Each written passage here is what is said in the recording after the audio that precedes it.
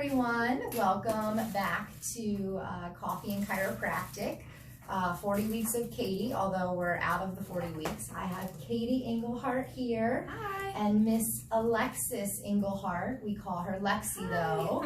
So Lexi is now 3 months old, so that's exciting. Time really flies. It's been a while since we've caught up with you guys. So Kadi had a really awesome pregnancy, and she had also had a really great birth and birthing experience. So we just want to kind of follow up and talk about the birth and how all of that went. And then, you know, Lexi had her first adjustment, 2 hour, I think within the first 2 hours, right? Yeah. Dr. Amir did her first adjustment. I did the second adjustment. So we want to kind of talk to you guys about that. So I'll kind of let Kadi chit chat about how the birthing process went. Well, it was really cool. Lexi was due on Thursday, October 3rd, and I woke up the morning of Sunday, September 29th, so 4 days before her due date, and my water broke. And I called my midwife and my doula, and everybody said, no problem, it's going to be a while, it's their first time, it takes a while for first-time moms, so just hang out at home for as long as you can, relax, whatever.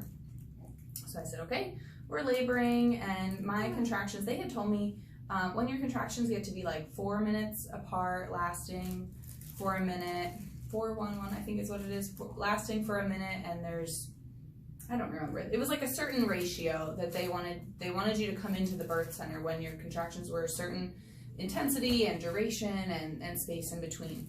And I was there by like noon, and my water broke at like 8:30.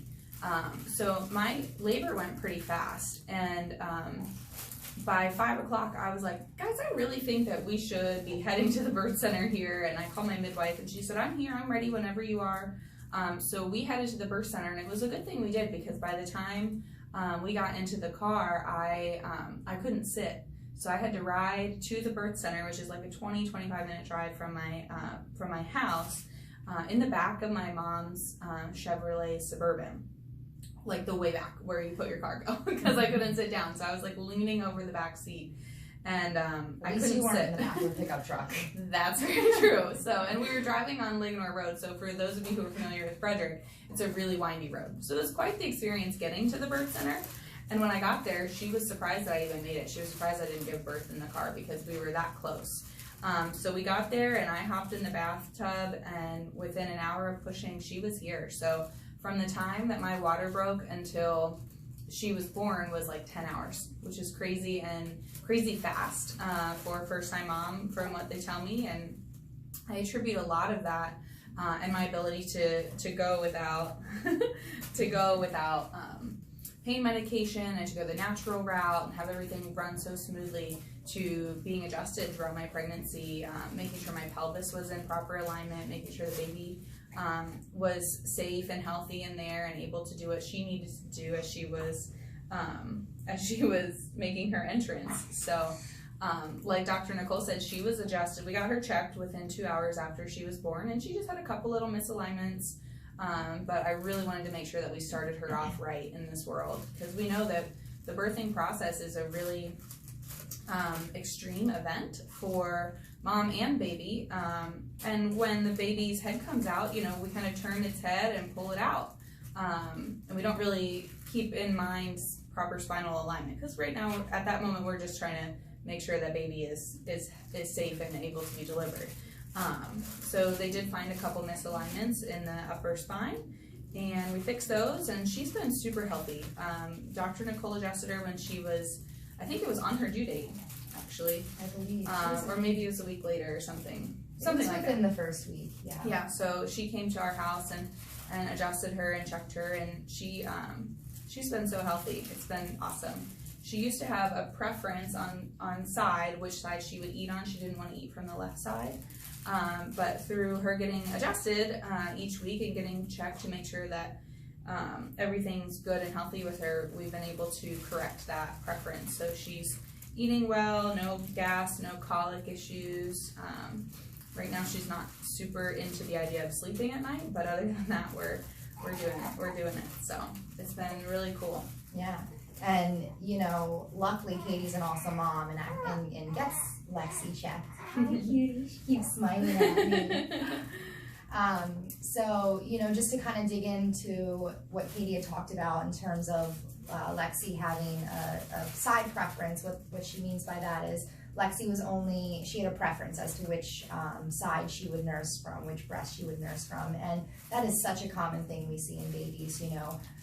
If they have a misalignment in their neck, typically one of the top 2 bones in their neck, what that will do is make them either, if it's a very severe case, they'll actually hold their head in a specific position and they won't even want to go the other way, or it will hurt them.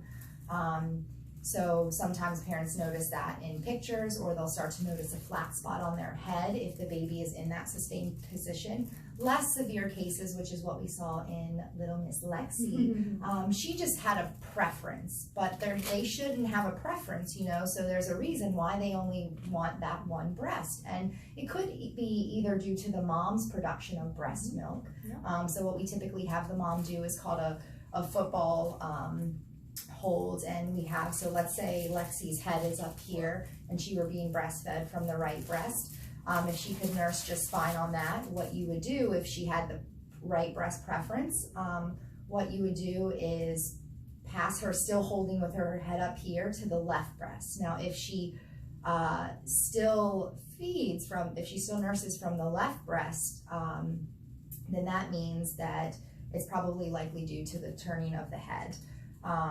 You know, and then if she flipped her the other way and had the head up here and she wouldn't nurse from that left breast, well, that's an indicator that it is due to the turning of the head rather than the mom's breast milk production. So that's what was going on with Lexi before I adjusted her. She was also getting fussy with diaper changes, which happens if they have a misalignment in their low back because they don't want to be on their back. So we adjusted her, and immediately after I adjusted her, she was nursing just fine from both breasts, and she also, during the adjustment, which is common because we're working with those digestive organs, those nerves that go there, Lexi had a little diaper blowout right after the adjustment. So she changed her right after, no fussing at all. So Lexi is being seen, you know, and it varies based on condition, but if a baby has a little tumble, you know, or if they're being passed around a lot, or you're getting into any certain patterns holding them, they may need to get checked more frequently. If it's a healthy baby, you know, maybe once a month, but it's all across the board. So there's no specific number in terms of number of adjustments. But the main thing is just getting them checked regularly to make sure their nervous system is functioning properly. You know, the first 2 years of life is when the spine is developing and growing. So it's so important to get them checked then so that you can prevent them from having issues later in life.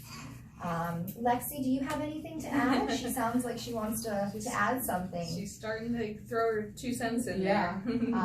But you know, that's all I have for you guys. The main point is chiropractic care throughout pregnancy makes for an awesome pregnancy, awesome delivery. And then with the baby, you know, chiropractic care for the baby, as soon as you can get them adjusted, the better. That's going to provide, you know, the best life for them when they're growing. So, anything else you want to add? No, I'm just so grateful for everything that we've experienced and been able to do as far as keeping her healthy and well and keeping me healthy and well. So if you're considering, if you're pregnant or you're considering getting pregnant, or if you have a little one at home, definitely think about getting them checked. It's the best thing I could have done for Lexi, so, and for me. Awesome. All right. Well, thanks for joining us, guys. Until next time, or until Katie has her next baby. See you later.